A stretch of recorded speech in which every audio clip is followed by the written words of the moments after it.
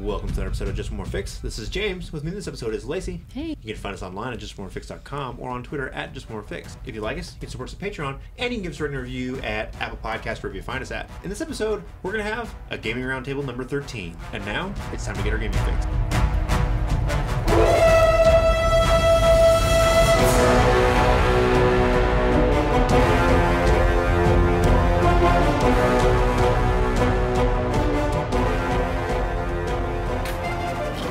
I'm Willie D. Nelson from All Things Good and Nerdy, a pop culture podcast, part of the Gonna Geek Network. Just like the show you're checking out now. Shows on the network are individually owned, and opinions expressed may not reflect others. Find other tantalizingly geeky shows at GonnaGeekNetwork.com. Welcome to another episode of Just More Fix. So as you heard, we're going to have another gaming roundtable today. So first to start things off, you may have noticed that we have been absent on the mics for a little while. So our schedule's been a little kind of weird, and yeah, I don't know. It just justify this every time. Well, we missed a couple episodes, and we don't miss a whole lot. Do you know what I'm saying? So I just always like to mention something because like there's a big problem with a lot of podcasts that kind of fade away because they lose interest or whatever. So like our interest in gaming hasn't changed at all. I guess the big change has been that all five of us in our house are doing jiu-jitsu now. So sometimes when we come home from jiu-jitsu, we're not as motivated to sit down and talk on the mics about gaming because we're tired. So there's that part of it. And then in addition to that, obviously the hurricanes are hitting and everything like that. And I had some things on my mind about whether or not the possibility for me to go do that, which I'm not going to go do. So I just had a lot of stuff kind of happening in the background of life and some stuff with us. So no big deal. In addition, work on the house, I guess. That's kind of, unmotivated me from being up here. But we're not going anywhere. Everything is going to stay the same. Just we sort of missed a couple weeks and we are here to stay. So right on. Along with that, I got nudged on Kickstarter the other day about our Three Sisters and what the status of that is. So look for an update coming from that very soon. We got our artwork from Ivy. It's completed, and unfortunately in the zines it will still be black and white, but the colors that she gave us were in color, which are awesome. So the PDFs will have color prints in them, and I don't know, I may look into seeing what it costs to have those three pictures printed in color because they're wicked cool, and I think we're going to go on the pages as a full zine page or whatever because they're really, really good, and I think they look good blown up like that. They're awesome. Super happy with. I think copy our house. Just have. Well, we could totally do that. Do like nice prints of them. We should make a zine art collage.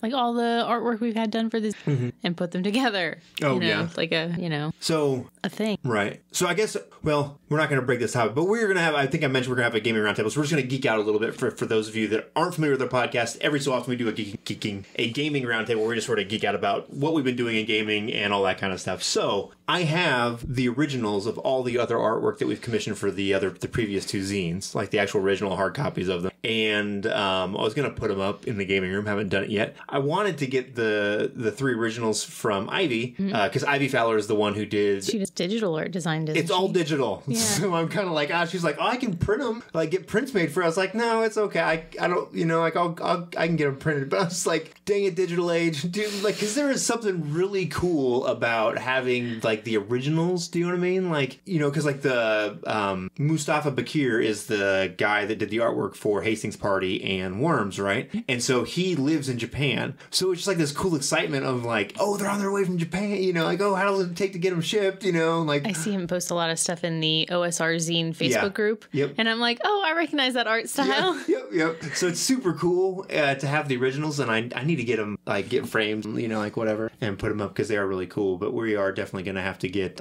print. What would be really cool is if we could get like one of those trifold things, like, or the frames that are put together as threes. Do you know what I'm saying? And then have all three of this together in one like family portrait thing or whatever. You got to get like the like gold like oval frames. Oh yeah, like old Victorian style. We could do that. They used to make some of the trifold ovals. That'd be cool. That would be a really... yeah, it's always ovals. Oh man, if we go and run that at like, if you go run that at a con or whatever, you should use that as GMs and have the witches fixtures facing out. Wouldn't that be wicked cool? That would be awesome.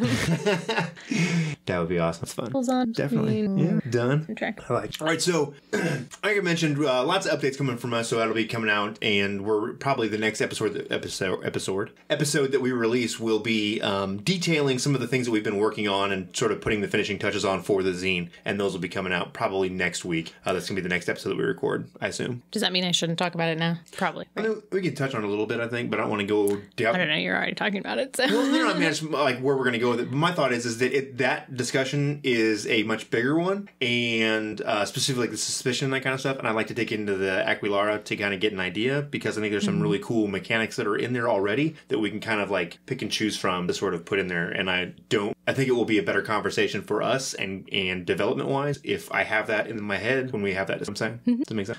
Because I don't think, like, for those of you that don't know, a lot of these discussions for us are kind of self-serving. We use them to sort of like just take time to sit down, no phones, and just talk about gaming. And like, I don't know, it has sharpened my thoughts in a lot of ways. And I mean, it's totally selfish, but I'm glad people like it. So, you know what I mean? Like, I feel like there's something there. You know what I mean? But like, it's like, if I like it, that's what I want to talk about and do. And likewise for you. And then if our creative sensibilities are similar for anybody else out there, like it, you know what I mean? Those are the podcasts that I don't know, a little behind the mic there, I guess. But so I'm going to go ahead and start off first for like a couple things that I've been kind of geeking out about a little bit here lately. So one of them I've already mentioned. This is actually going to be a whole, I thought it is this book I started reading Have again. you read it? Oh, okay. I thought maybe you finished it. No, I didn't finish it. So I mentioned this. I was actually thinking about this. Oh, sorry. I guess maybe say what the book is first. And then so we're big fans of half-price books, and I find I just have tremendous, partially luck there, but also it's just my survey size is really big, because before the whole Corona thing, I was there like once a week, right, at half-price books, because there's two of them in the Indianapolis area that I go by all the time for work. So I found this book called A Time to Dance, A Time to Die. I found that. Did you find? Is this one you found? Yeah, I bought that. Okay. And then you were like, oh, I'm gonna.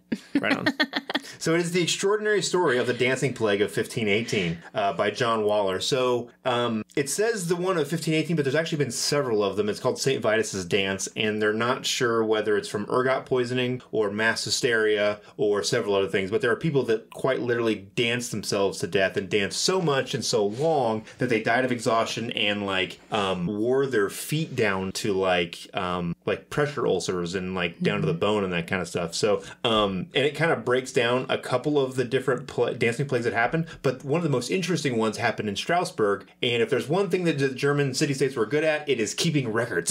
So it's very interesting because they have a very detailed account of when it started, who the first person to display the symptoms were. So sort of like from an epidemiology perspective and a more like detailed period documentation from like primary sources, it's a really cool layout of it. And then it gets into some of the like anatomy and physiology about what might actually be happening and theories. And, you know, ergot poisoning is just a wicked cool thing anyway, and all kinds of stuff. And I got this some time ago, but started reading it and then didn't get into it as much because I had other things going on, and then dug back into it again. And it seems like exceptionally of the moment right now, I guess. But I was just thinking about this book today because I was working on the mob action section for the zine, right? And so I was just like delving in, and I started reading a psychology research article on mob mentality and like groupthink and that sort of thing. And then I was like, oh, like dancing plague. And then I was like, I wonder if there's something there. And yeah, just considering like sources to look into farther for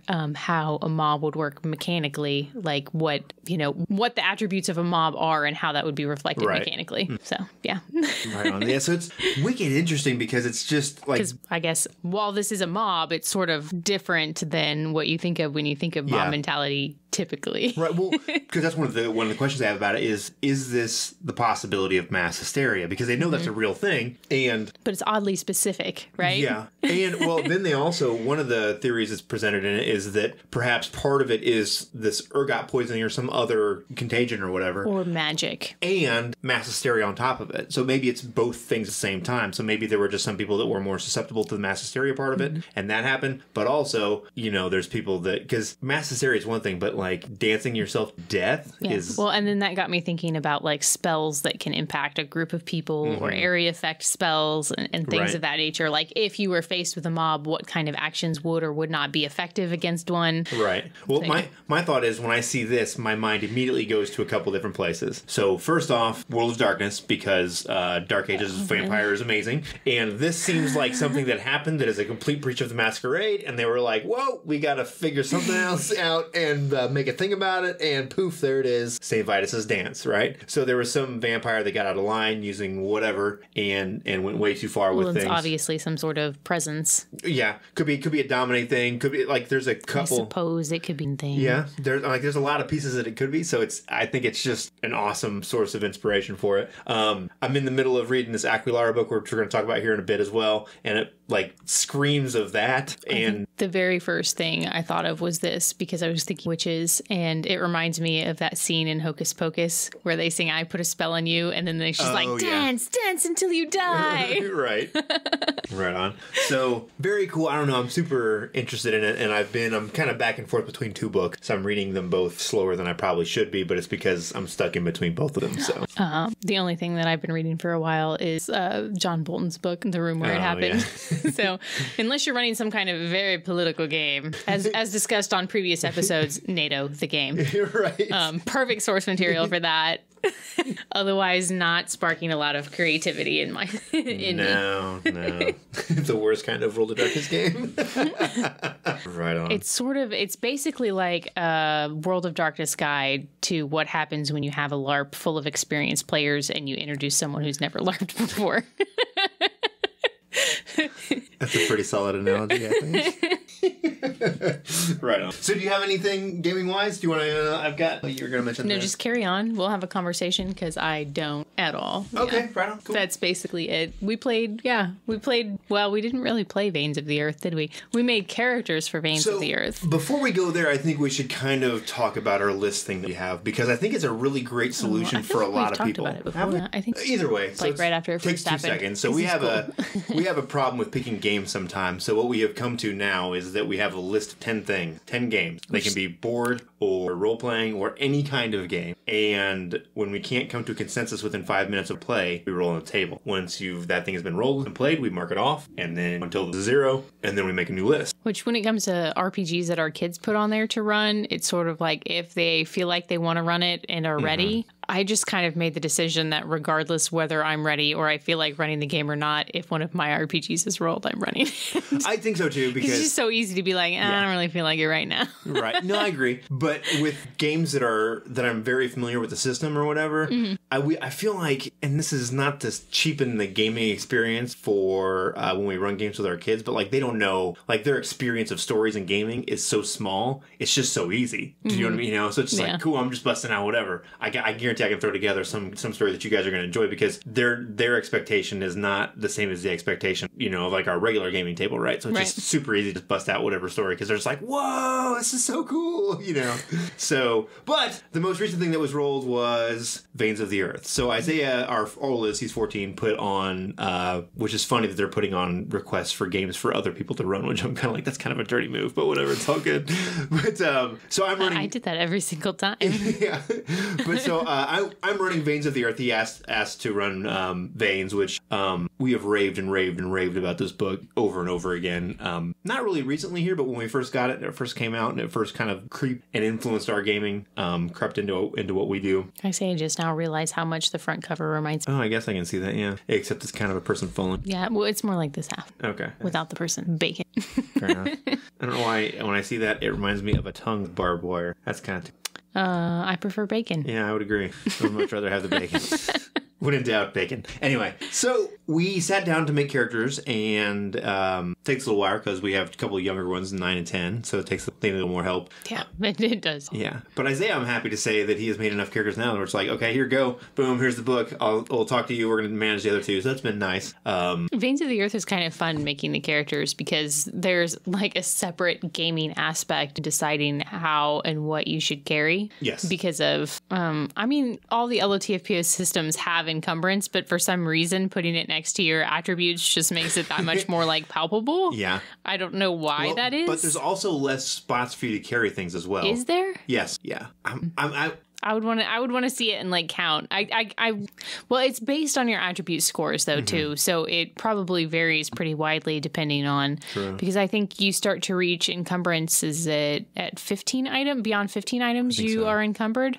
Yeah, you might be lightly encumbered at that point, I think. I think you're probably right. So yeah, you're right. It's probably a little bit more strict, but not I don't feel like it's significantly more. Well, I like it though because and Patrick talks about it in the book, is that it really leans into when you're doing spelunking or backpacking or anything where you have to carry all of the weight with you everywhere you go. Like the reality of that kind of travel is every ounce counts because it's more calories you have to burn to carry it, right? Right. Like if you get deep into backpacking, I've seen people calculate it out per ounce, how many calories you have to burn to carry that much more weight. It's mind-boggling. And I think it's a great way to do it where you're not in the weeds about like, okay, this tinderbox weighs 2 ounces, so that, I don't want to do that. I think the other reason it's more probable is because it's sort of like going on an undersea adventure, right? Like there's no easy place to stop off and get more stuff either. Yeah. So it's not like, I can forage for something if I don't have food. Like maybe, but it's dark. And what are you going to eat down here? I thought it was great because one I can't remember if it was, I think it was Eliza, her characters were rations, like across the several things. Well, and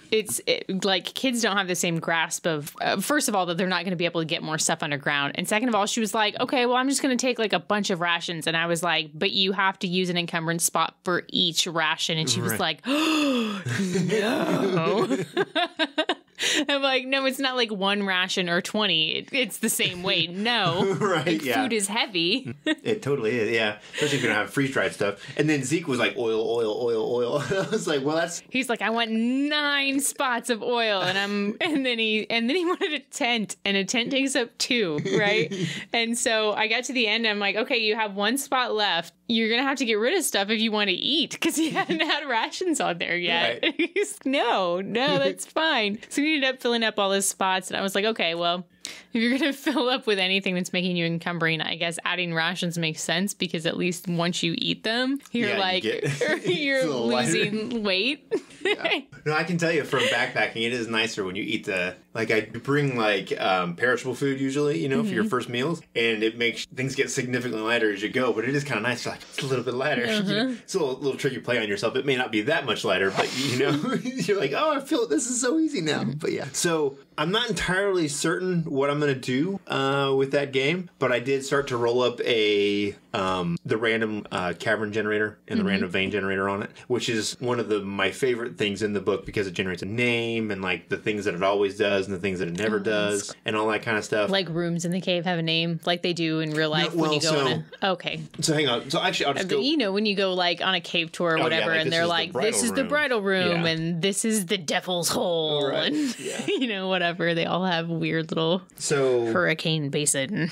We'll just think it's 150, but I got 37. No, I've chosen 37 every time. 37, 37, 37. This is I like a scribble ferret though. Yeah, all the art is done by Scrap. I like it for this book because since there's no light, it's a very distinctive style. They're like rough shapes and blurring okay, so this is the cave sim generator. So this is one of the first things that you do. Okay. So number 1 to 50. I told you 37. So it is the battleground of... I don't do 37 grass. It's boring. 3. The battleground of the long forgotten god. Another number. That always connects through passages curved like an arrow flight, but never... 50. Lets you walk anywhere but crawl, crouch, climb, leap. Well, that would be awful.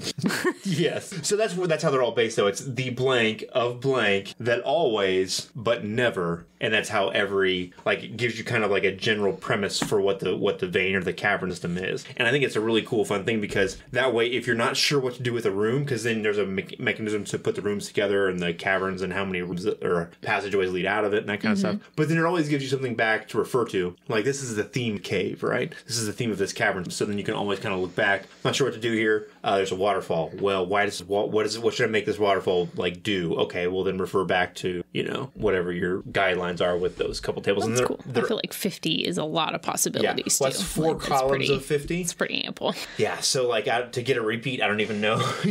When you do that math out, that's a lot. So, but yeah, so it's been fun. I'm looking forward to it. I don't really know exactly what I'm going to do. There's some super compelling monsters in here. I had run a Veins of the Earth campaign for them before they all died. So I don't want to be too close to that one, but it was a lot of fun. I came in and I was like, who put this on here? Have you guys ever even played Veins of the Earth? Yeah. Oh.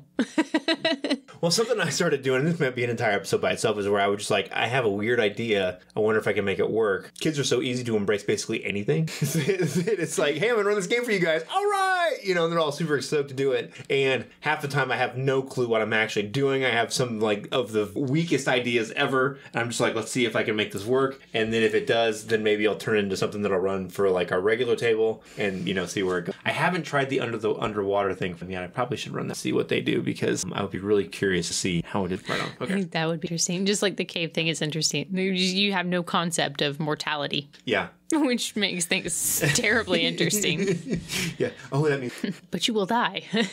No, what? I'm going to get plate mail. You're going under the water. All right, so we're going to go back to... I'm just going to keep going? Yeah. All right, so we're just going to go back to another book now. So I listened to another podcast that had this guy, Tom O'Neill, on it. And this book is called Chaos, Charles Manson, the CIA, and the Secret History of the 60s. See, now I feel like if this book can be inspiration, then The Room Where It Happened can be inspiration. What's The Room Where It Happened? That's the John Bolton book.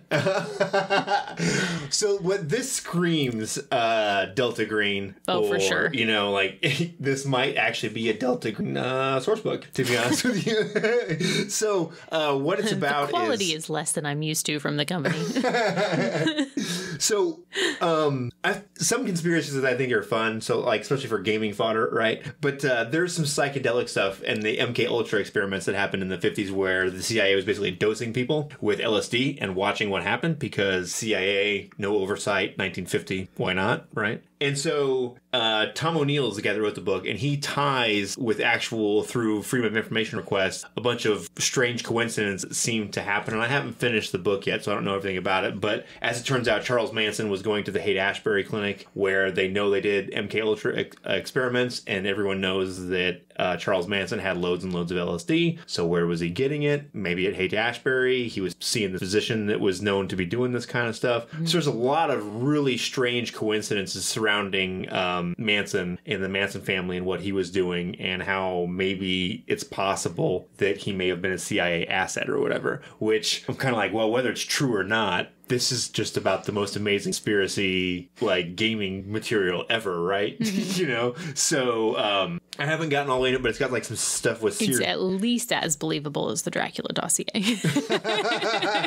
Right. But then it's also got, like, some Sirhan stuff in there, and there's some Jack Ruby stuff in there. There's all these weird, strange coincidences because, like, the same physicians that are involved with the MK Ultra project pop up in a couple places, and then, strangely enough, people seem to lose their mind. So it's like this weird thing where like, are they dosing people unknowingly so that they lose their shit, you know? And then being like, oh, I don't know, they just went crazy. You know what I'm saying? You know? What? I'm a little triggered by calling them physicians. Like that's a science thing. Like physicians are supposed to have some kind of moral, ethical code that you adhere to. As a medical professional, I'm deeply disturbed by like just dosing someone who's like, okay, well, let's just see what happens. Like I realize that's what a clinical medicine trial is. However, those are like, you know, scientists, research PhDs. Right, They're not like physicians. Well, you know. They're not like your family practice doctor you went and he was like, try some LSD maybe.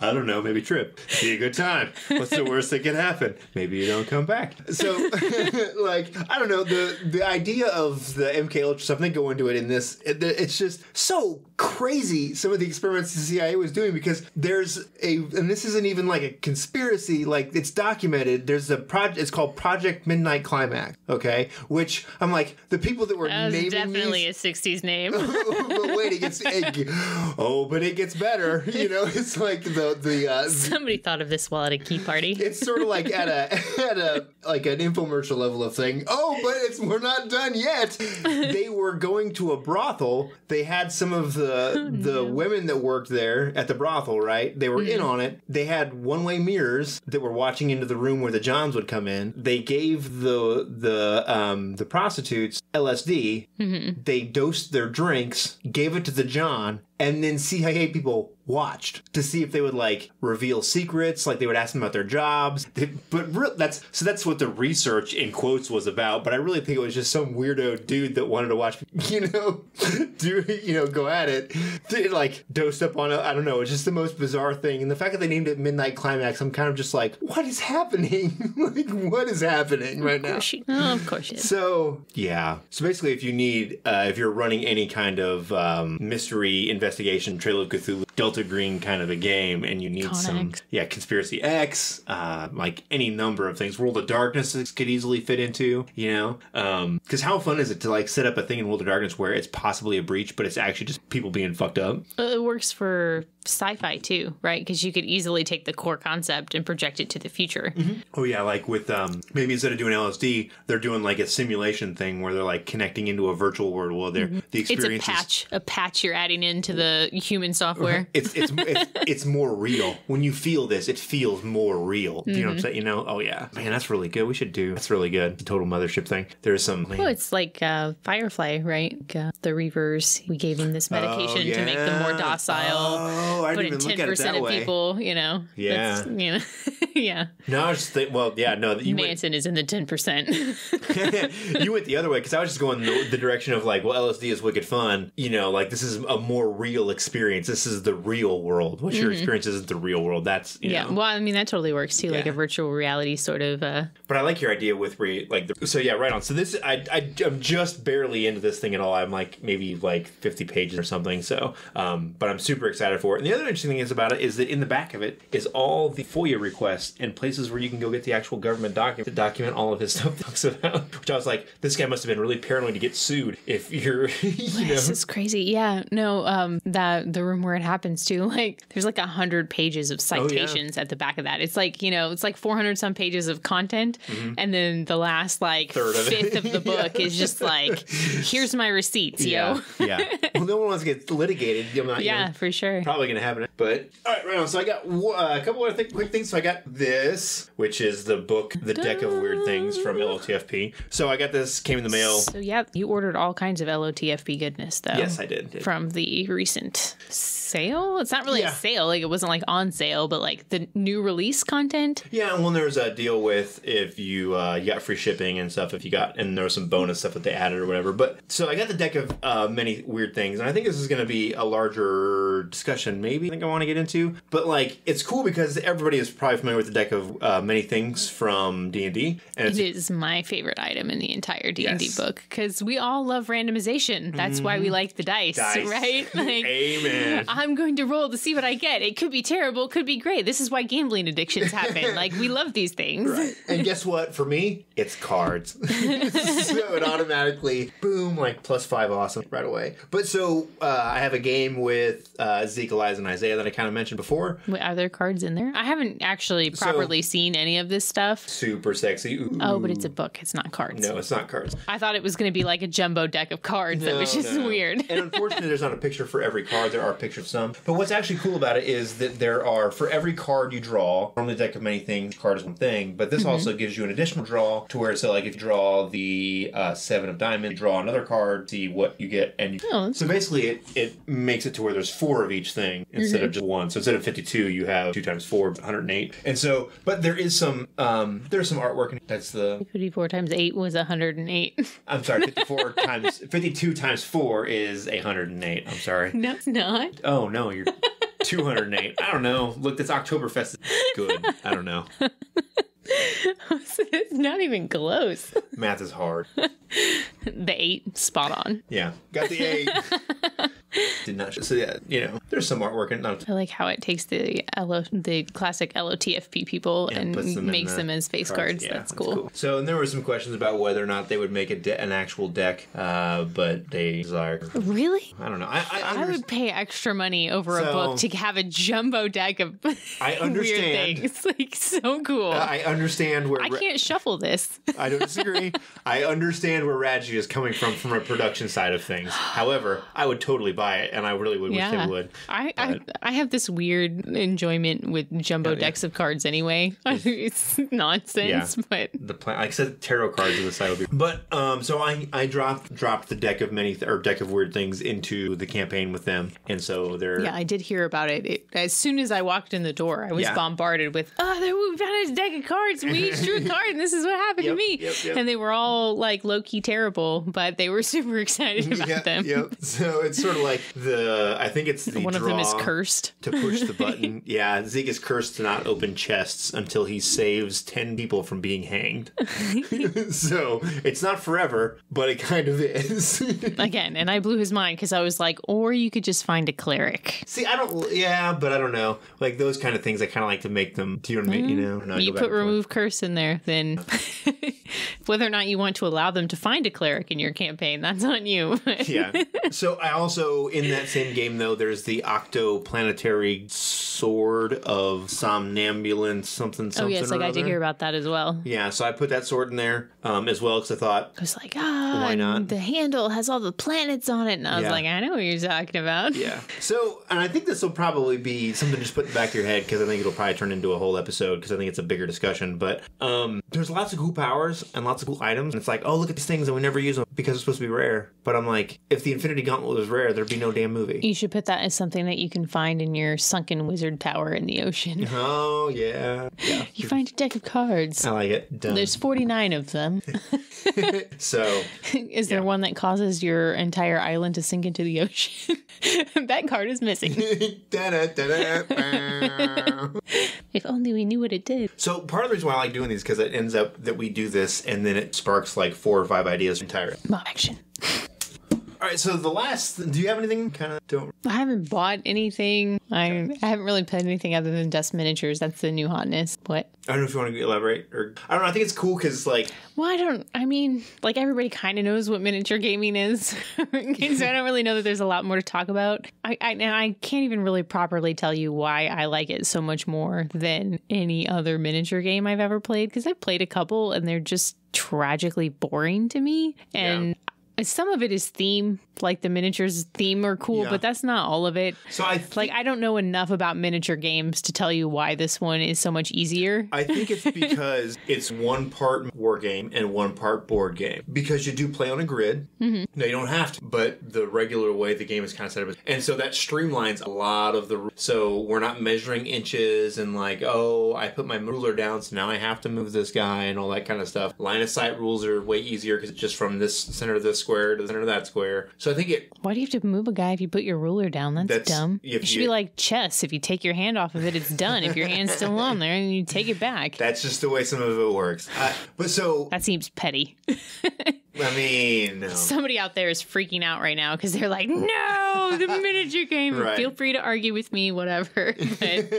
But so we're big board gamers and always have been, and I like the competitive aspect of board games, but sometimes some of the board games, there's not enough. Well, the strategy is inherently limited. Yes, that's where I was going to go. And so also I like to try to optimize my army a little bit. Do you know what I mean? Like this is the style of army that I like to, you know what I mean? Do you know what else I've noticed with the Dust Miniatures game is nobody asked me to, and there's no reason for it to happen, but I make up stories for the scenario, and if there's no story, I don't want to play your scenario. Oh, yeah. So, you guys are like, let's sit down and play Dust, and I'm like, but what if the cultists are trying to, summon their giant elder gods, and we're trying to stop them, and this is our team, and this is their team, and what would it look like if we had altars like this? And Dust sort of allows for that. Well, most of this game, when you play a scenario, we're supposed to roll 2 of their dice, right? And each of the dice have 3 different symbols on them. It's 6-sided dice, 2 of each symbol, right? A shield, like a bullseye target from like a scope, and then the army symbol, depending on what faction you're playing. And so you roll 2 of them, and then depending on the combination is the scenario that you're going to play. So like one of the scenarios is like the terrain, the map you play on is like a road, and you're supposed to it's a convoy. You've got to get so many of your things down the road to the other end of the road, and the other person ambush the convoy, basically. So there's only one scenario in there that's like a slugfest, where it's like, all right, we got 8 turns, and we're just going to try and kill each other, right? right? And Yeah. I'm going to try and kill more Well, of I you. feel like every other miniatures game is like, okay, we're gonna make war now. Put all of your people on the battlefield, and we will war against each other. Right. And but what if we didn't? Right.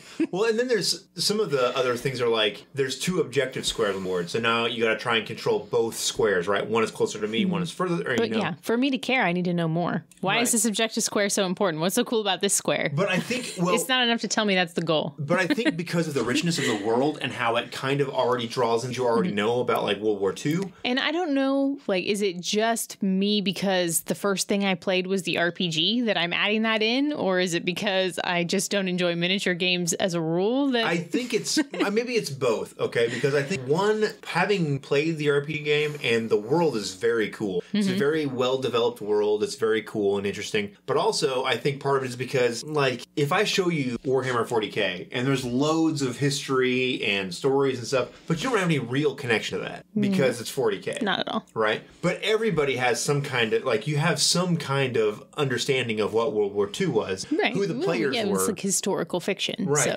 So that's, and then, I mean, Diesel Punk, what's not to like there, right? And now that they've added the mythos to it, what's not to like there, right? We're already Lovecraft gamers anyway. basically anything punk adjacent, I'm kind of a fan. Diesel punk, steampunk. Right. And like the minis are cool, the mechs are cool, you know, they've got, what do they call it? Bomber girls, the nose cone girls, you know, or a lot of, you know, that idealized. Pinup art. Yeah, that's what I was trying to say. Like, it's just super cool and fun. So I think that part of it is that, yes, from the RPG, but also the richness of the world, and we automatically want to make a story out of anything we do anyway. So because you have, like, the richness of the world and the connection to something that's sort of historical-ish, I think I like it lets you do that automatically. like it's always been a thing, but I'm just now playing it. And I think it's partly because you bought me my own faction, but I think it's also partly because of the mercenaries faction in general, because just like everything else looks like a dude dressed for war. Yeah. And I'm like, no, look, powerful women. Like, Right, look, yeah. my little squad of ladies dressed scantily is going to come blow you up. So Right. get some. So I did. See, this is where I was back and forth about, because like I was like, oh, I could do it, and I should just get them, and then because you were kind of like, you know, being a little bit interested in, you know, like you play some games, but I know sometimes like it's like, oh, I'll just play some games. It's not the game I would choose to play, but it's okay, you know, whatever, you know, it's a game, it's cool. And then you started to get like, as we kept playing, like me and Isaiah would play or whatever, and then we had more games going on here because Greg was coming over to play and stuff, and Paul and Jason. And so then it was like, maybe I should just do this thing, and I'll just poke and see what happens, you know. And so it was cool. I was glad that you like, you know. And I know I've thrown a fit before about women in scantily clad armor, so I don't know why I'm okay with this particular thing. Although I will say that all of the armor in the world, if you have bullets, isn't really going to make a difference in bombs. So Yeah. sort of like whatever, wear a bikini. But Right. Well, and then part of it is too is that when the mercenaries faction came out, they were in North Africa. It's when the campaign, the storyline is in like Operation Babylon, so it's North Africa, so it's hot. yeah. Yeah. You know. Well, and there's something about historical, like the actual historical pinup and nose art thing Yeah. that I think is cool, right? Oh like, yeah, it leans into that very much. Like, is it objectifying? Probably. Definitely. But, you know, it's also like this thing that's like, it's like a little bit of almost, I don't want to use the word whimsical, but it's, you know, that sort of feeling and like this dark oppressive thing that's happening. It's like this little bit of sort of haha whatever, you know? Right. No, I get you. If that makes sense. Yeah. I think it's cool. I like it. I've always, and the pinup art I always thought was really cool. It was just super iconic or whatever. And then it kind of reminded me a little bit of like, I think the Night was saying whatever, you know. I don't know. It's just a really cool. I guess I'm saying I don't mind sexy ladies as a motivator, right? Like, as long as you're treating them classy. Right. All right, so I think with last thing, unless you have anything else about Dust? No, I don't think so. I'm not sure any of that was. No, it's all good. So my last thing is this tome, which is Aguilara. So Aguilara is a Spanish RPG about the 13th and 14th century in Spain, where like good and evil are actually real. The supernatural is angels and space, right? Demon, god, devil. And so it finally, after many, many years, got translated into English. And everybody said that this is the best game that had not been translated into English. And so I'm a huge fan of 14th century stuff because I'm an armor whore and I love 14th century century armor because it's just a magical time where they're first starting to figure out like plate steel and they're splinted and stuff. And I'm like, I could go on and on and on and on. I'm not going to, but I have an armor. But so I pre-ordered this because I missed a Kickstarter because I suck at live, and I pre-ordered it from Game Nerds, I think is the website, just a random website that I found that they actually were going to get it, and then I forgot that it happened and had never heard anything, and then emailed them was like, what the deuce, man? Like, this book came out forever ago. Where's my book? And then they were like, oh, my bad, it's on its way. And then so I think they like next day aired it, so it came like 2 days later, and so I have it in my hands, and I'm super happy with it because it has my favorite art style, which is that sort of medieval period woodcut style, you know, and Ortis Regni art. yes, exactly. And but it's all there are a lot of them are modern pieces or whatever, and so they're super fun, and I feel like it really evokes the time period. But I gotta say, I have a 600-page book in my hand, and as I tried to figure out where the advancement section, there is no index page book. And I thought, what kind of evil creature makes a 600-page book with no index? I believe in our chat actually... Somebody who didn't want to pay for indexing. I guess. But like... Yeah, that's kind of awful. So White Wolf always got criticized about their indexes because they would, in the editing process, they would forget to take out like, disciplines are on page XX, and they would forget to correct that. So then you would go to the index and be like, what the hell? I think it's kind of hilarious. I do too, but like you could just go in there and annoying. pencil it in. Yeah, like an easy problem to fix. Right. Like Like, one fine point Sharpie and you're set for the next forever. But none. Now the table of contents is pretty good, but the index is handy because it's alphabetical. Right. So what?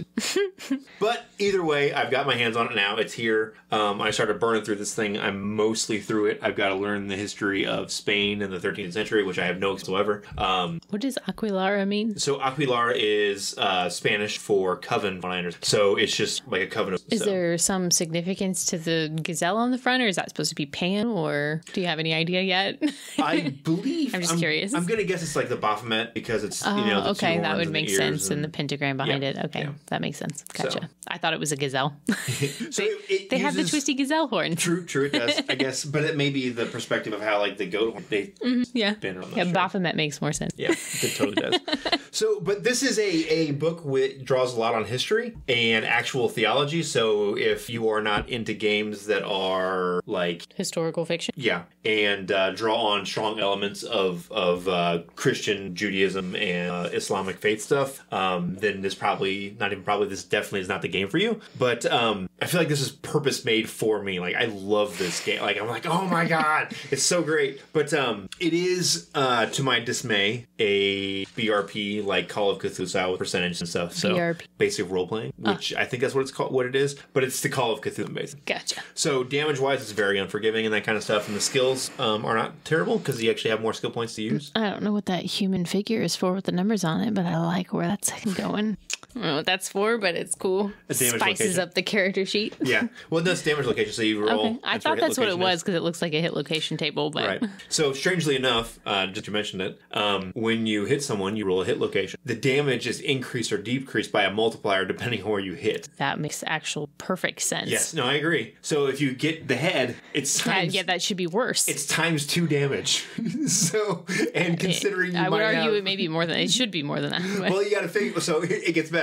So you have, let's say the average person is going to have, I think, around 17-ish hit points or so. Mm-hmm. You get hit in the head, it's going to be a die that you're going to roll for the weapon. So is 2 the biggest multiplier? So like for other locations, are you going to be multiplying by a fraction or a decimal? Because that's kind of a pain in the butt. It's only, so head is 2, body, like torso and abdomen are times 1, and limbs are times. Okay.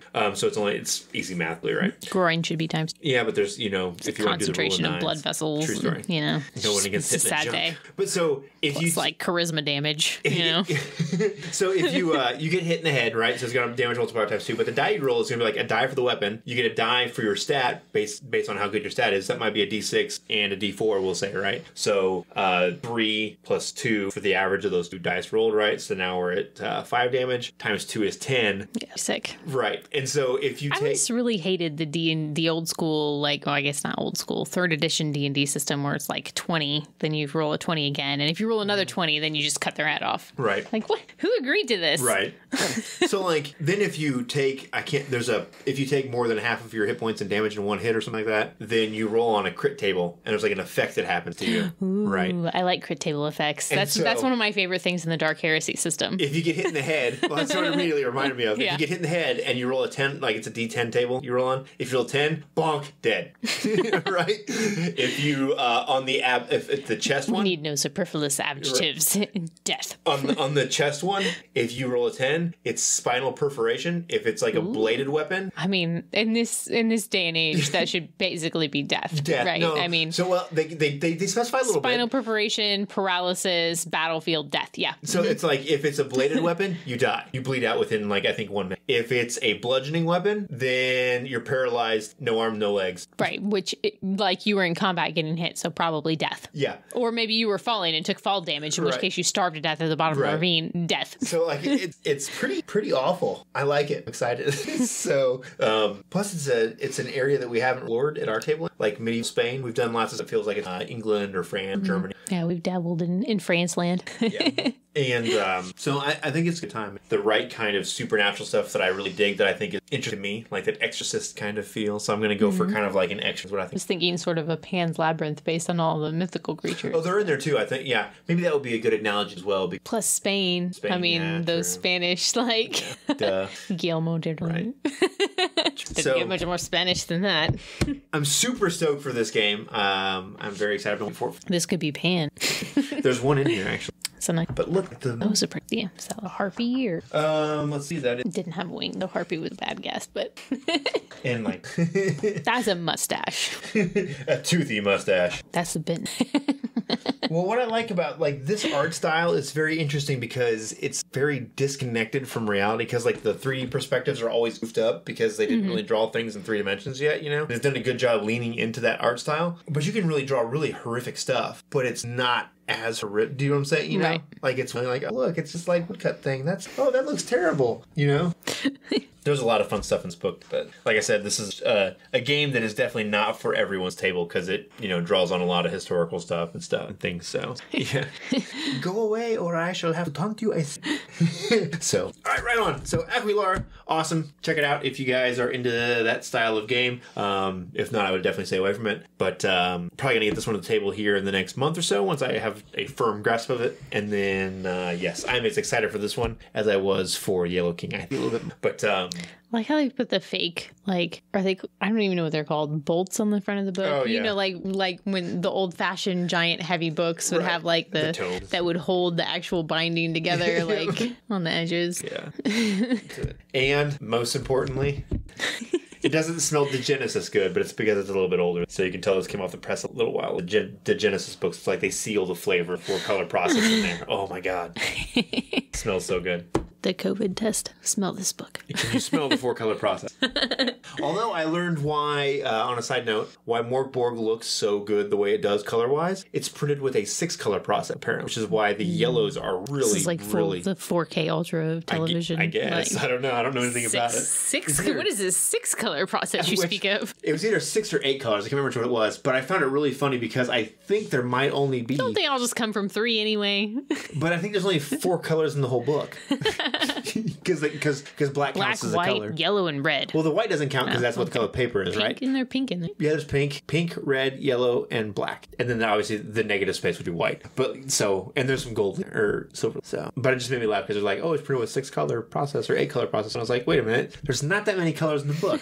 But they really do pop because of the way it's printed or whatever. Super, super cool production value. So, all right on. I think that'll do it for us this week. Do you have anything else? Or should we wrap this one up? No, I don't Right think on. All right, so we're glad to be back on the mics, and we'll be talking to you guys again every week like we have been, and getting back to our review process at the end of the month. I know we're going to review Mothership. We didn't get to that one, but that'll be this month. And if we get 2 reviews in, we may have that. Depends on what our upload space is for the month. As you know, remember the Gonna Geek Network, so you can check us out and lots of other awesome geeky content at GonnaGeekNetwork.com. And if you like what we do here at Just More Fix, you can support us at Patreon.com/JustOneMoreFix and get access to all of our raw audio feeds and pre-shows, and join the awesome ranks of our other Patreon supporters like Paul Hubbard, Tiziano Furlano, Hector Treelane, Timothy Barra, Alistair H., Samuel McNair, Alan White, and the OG Todd Olson. I think that'll do it for us this week, and we will see you all next week.